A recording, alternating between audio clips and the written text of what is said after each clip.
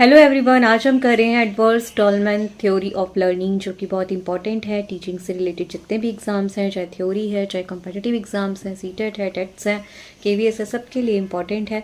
हालांकि सीटेट में इसमें से ज़्यादा क्वेश्चंस नहीं पूछे गए, लेकिन पूछे जा सकते हैं क्योंकि आपके सिलेबस में तो है ही। बाकी केवीएस और अदर टेट्स में इसमें से क्वेश्चंस आए हुए हैं, तो इसलिए हम इसको अच्छे से करेंगे। चाहे अगर आप थ्योरी एग्जाम के लिए प्रिपेयर कर रहे हैं तब भी ये वीडियो आपके लिए बिल्कुल ठीक रहेगी, क्योंकि हम इसे डिटेल में करने वाले हैं। तो आप हर तरह के एग्जाम के लिए ये इनफ रहेगा। तो सबसे पहले हम इनका जो है इंट्रोडक्शन देखते हैं कि ये जो थ्योरी है, वैसे तो ये इतनी इंपॉर्टेंट थ्योरी मुझे लगी है एट कंपेयर टू जितनी भी एसआर से रिलेटेड थ्योरी हैं हमारे पास, थॉर्नडाइक, स्किनर ने दी हैं, चाहे पावलोव ने दी हैं, उससे बेटर थ्योरी मुझे टॉलमैन की लगती है। लेकिन वो तीनों ज़्यादा फेमस है at compare to this theory. ठीक है, उसका मैं बताऊंगी क्यों। लेकिन सबसे पहले हम जो है इसका इंट्रोडक्शन देखते हैं।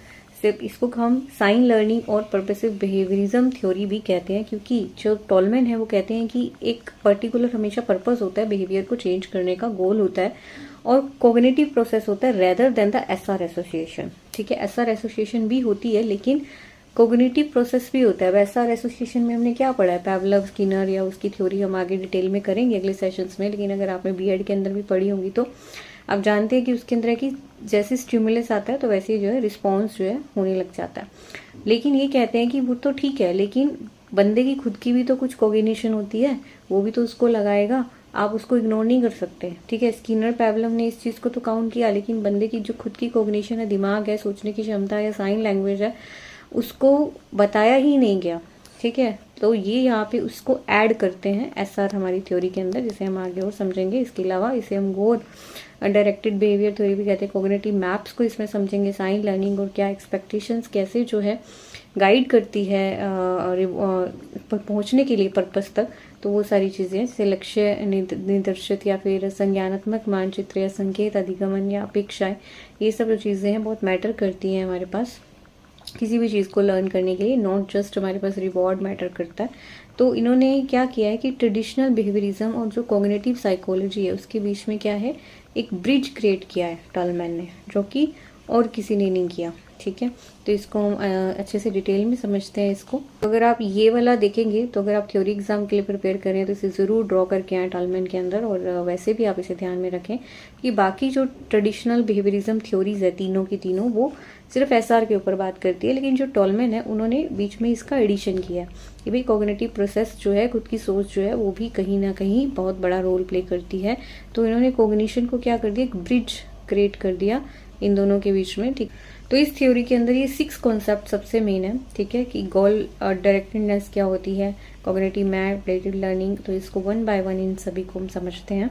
ये तो बहुत सिंपल है कि इसमें क्या है कि हमेशा जब भी हम कुछ सिखाना चाहते हैं, ठीक है, या चाहे रिवॉर्ड लेके सिखाते हैं, चाहे हम किसी भी वे से बिहेवियरिज्म को फॉलो करते हैं, हमेशा वो क्या होता है, गोल ओरिएंटेड होता है। According to Tolman, behaviour is goal oriented, actions are purposeful and aim to achieving a goal. ठीक है, हमेशा जो है लक्ष्य निर्धारित होते हैं, उद्देश्यपूर्ण होते हैं, चाहे हमारे रूट्स अलग हों लेकिन गोल सेम होता है। रास्ते बहुत हो सकते हैं, ठीक है, लेकिन गोल उसके अंदर सेम होता है, जो कि इंपॉर्टेंट रोल प्ले करता है। हमारे पास टॉलमैन ने कहा है कि जो कॉग्निटिव मैप है ना, वो बहुत इंपॉर्टेंट रोल प्ले करते हैं। Cognitive maps are the mental representation of the environment. ठीक है, जैसे अगर आप स्कूल जाते हो, स्कूल जाने के 3 रास्ते हैं और आप जो है कौन सा रास्ता चूज करते हो, बेस्ट रास्ता चूज करते हो। ठीक है, तो आपका जो टारगेट है वो है स्कूल तक पहुंचने का। ओके, अब रास्ता कौन सा चूज करेंगे, बेस्ट। तो उसका क्या है, अब रोज आपको सोचना नहीं पड़ेगा कि बेस्ट रास्ता कौन सा है या मेरे लिए कौन से रास्ते से मुझे जाना चाहिए। आप आंखें बंद करके सीधा सीधा उसी रास्ते को ही चूज करेंगे, क्योंकि उसका एक मेंटल रिप्रेजेंटेशन जो है आपके माइंड में बन चुका है। तो कहना चाहते हैं कि जो हमारा गोल होता है और जो रूट होता है, ठीक है, उसके बीच में क्या एक संबंध बन जाता है, एक रिलेशनशिप बन जाती है। ठीक है, उसी के अकॉर्डिंग वो भी एक बहुत बड़ा रोल प्ले करती है हमें हमारे रिवॉर्ड तक या हमारे डेस्टिनेशन तक पहुंचने के लिए, ना कि लेकिन सिर्फ रिवॉर्ड। ठीक है, तो जैसे कि अनदर थ्योरीज कहती है, तो मेंटल मैप्स जो है वो भी जो है आप उसे इग्नोर नहीं कर सकते, वो क्रिएट हो जाते हैं माइंड के अंदर और एक रिलेशनशिप बनाते हैं पाथ और हमारे गोल के बीच में। फिर हमारे पास लेटेंट लर्निंग। लेटेंट लर्निंग के अंदर है कि जो हमारे पास लर्निंग है वो इमीडिएट अकर नहीं होती है, बिहेवियर के अंदर शो नहीं होती है, धीरे धीरे होती है, लेकिन लर्निंग हो जाती है। ठीक है, learning take place in the mind even it is not expressed. Okay, वो बैकग्राउंड इन द माइंड, वो चीज जो है वो हमारे माइंड में छप चुकी होती है। जैसे कि एक रैट है, उसको हम एक भूल भुलैया में छोड़ देते हैं, तो उसको जो है उसको एक्सप्लोर करता है, जब उसको रिवॉर्ड मिल जाता है तो उसको एक पाथ पता चल जाता है कि भैया इस पाथ से मैं लास्ट टाइम गया था। तो अब जो है नेक्स्ट टाइम 1-2 बार ऐसा होगा कि नेक्स्ट टाइम जो है वो सबसे पहले वही पाथ चूज करेगा, मतलब उसके माइंड में वो जो पाथ जो है वो फिक्स हो जाएगा। तो एक लर्निंग जो है वो हो गई, वो कैसे, कॉग्निटिव मैप से, मतलब उसने जो रास्ता है उसको याद किया, ठीक है, वो जो है लर्निंग जो है हो जाती है। लेकिन वो हमें बाद में पता चलती है कि सबसे पहले अब जो चूहा है इसी पाथ को चूज कर रहा है without any going to any another path, ठीक है। तो लर्निंग जो है विदाउट रिवॉर्ड भी अगर होती है। अब नेक्स्ट टाइम अगर चाहे आप रिवॉर्ड ना भी रखो, 10 टाइम्स आप रिवॉर्ड ना भी रखो वहां पे, ठीक है, अगले 5 बार, लेकिन वो उसी रास्ते को ही चूज करेगा क्योंकि उसके माइंड में अब ये शॉर्टेस्ट जो है वो पाथ बन चुके हैं। सबसे पहले उसने यही चूज करना है, चाहे आप उसको निकलते ही वहां पे रिवॉर्ड नहीं भी मिल रहा, ठीक है, क्योंकि उसको पता है कि ये जो रास्ता है वो सही, बिल्कुल सही जा रहा है बाहर निकलने के लिए। Behaviour is shown later when there is an incentive, जब प्रोत्साहन मिलता है तो व्यवहार में जो है प्रकट होता है। अब इसके अलावा हमारे पास इंटरवेनिंग वेरिएबल्स, वो कहते हैं कि जो इंटरवेनिंग वेरिएबल्स हैं वो भी बहुत इंपॉर्टेंट रोल प्ले करते हैं किसी भी लर्निंग के अंदर, क्योंकि जो बच्चा है उसके खुद का इंटरेस्ट, उसकी फीलिंग, उसकी थॉट्स, उसकी नीड्स, उसकी एक्सपेक्टेशन और उसके बिलीव्स भी बीच में एक बैरियर बनते हैं। जैसे कि मान लो कि अगर रिवॉर्ड मिल भी रहा है, ठीक है, उसको पता है कि ये करके रिवॉर्ड मिल रहा है, ये करके मतलब वो इसको अचीव कर लेगा, लेकिन मान लो कि उसका उसमें इंटरेस्ट ही नहीं है। जैसे यहाँ पे कुछ एग्जांपल्स हैं, एक टीचर है, बच्चे को प्रेज करती है, ठीक है, लेकिन अब बच्चे की नीड और उसकी अचीवमेंट पे डिपेंड करता है कि जिस चीज़ के लिए प्रेज किया जा रहा है वो उसमें इंटरेस्टेड भी है या नहीं है।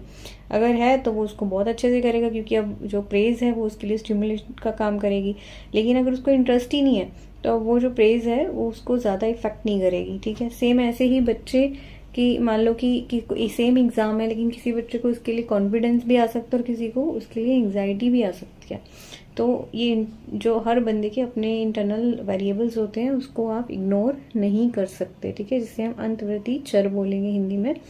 तो कुछ की पॉइंट्स हैं यहाँ पे कि जो इंटरवेनिंग ये हमारे पास वेरिएबल्स हैं वो इंटरनल होते हैं, कैन नॉट बी, उसको डायरेक्टली ऑब्जर्व नहीं किया जा सकता, लेकिन यस इसका लर्निंग में बहुत बड़ा रोल होता है।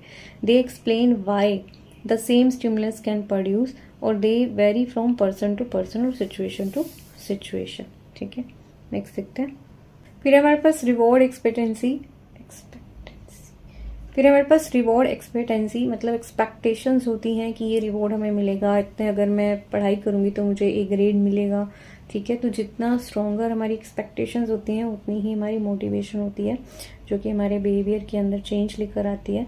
तो कहीं ना कहीं जो रिवॉर्ड की एक्सपेक्टेशंस हैं वो भी एक रोल प्ले करती हैं लर्निंग के अंदर।